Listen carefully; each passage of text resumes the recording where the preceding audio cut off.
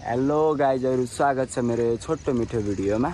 आज चाहिँ म घुम्नको लागि भनेर चाहिँ यो रुकुमकोटको अलिकति तलतिर चाहिँ सिस्ने भन्ने ठाउँमा आएको थिएँ।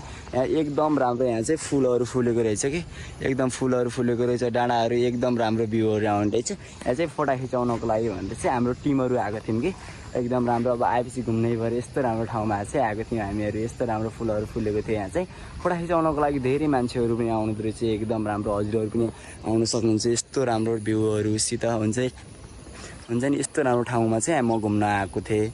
अनि एउटा छोटो मिठो भिडियो र अनि फोटोहरू पनि खिचौँ कि भनेर चाहिँ आएको थिएँ।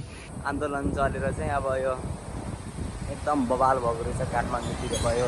अनि नेताहरू सब भागेको रहेछ, आजभोलि चाहिँ रमाइलो रहेछ। अब फेसबुक खोले पनि त्यही छ, टिकटक खोले पनि त्यही छ आजभोलि चाहिँ। अनि हामी चाहिँ अब हुन्छ नि यस्तो फ्रेस हुन त भन्दा बाहिरतिर घुम्न आएको छौँ। अगाडिको सिन चाहिँ एकदम बवाल छ। अब खोला छ नजिकमा, उतो झुलुङ्गे पुल पनि हालिरहेको छ, डाँडा काँडाहरू भयो, एकदम रमाइलो भइरहेको छ आज चाहिँ। सानो कामको लागि पनि आएको थियौँ हामीहरू, अनि घुमघामहरू गर्नको लागि भयो। त्यही भएर चाहिँ हामी पानी चाहिँ फुलहरू पनि छ त्यहाँ चाहिँ घर अलि फोटाहरू खिच्नुपर्छ, भिडियोहरू खिच्नुपर्छ। यहाँ पनि भिडियोहरू फोटाहरू खिच्नको लागि आएको थिएँ। भिरा र पहिरो खोलाको बाटो नमान्नु डराइर, भिरा र पहिरो खोलाको बाटो नमान्नु डराइर।